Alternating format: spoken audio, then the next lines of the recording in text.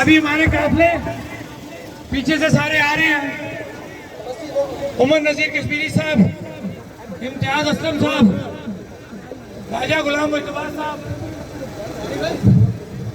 अनवार bag साहब, सरदार शबीर साहब, काफी नाम है, इफ्तिखार जमान साहब, वो रास्ते में है। हम चार्टर ऑफ डिमांड के मुताबिक हुकूमत से मुज़ाकरात भी किए।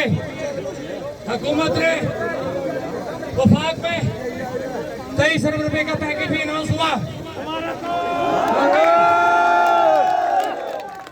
रुके रुके रुके रुके रुके रुके रुके रुके रुके मेरी बात सुने।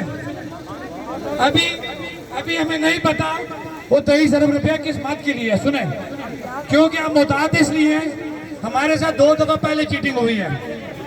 इसलिए एक बात गौर से सुने, हमारी एक्शन कमेटी यहाँ पे इकट्ठी होगी, पूरे आजाद कश्मीर के तमाम इस्लाह के लोग यहाँ पे इकट्ठे होंगे।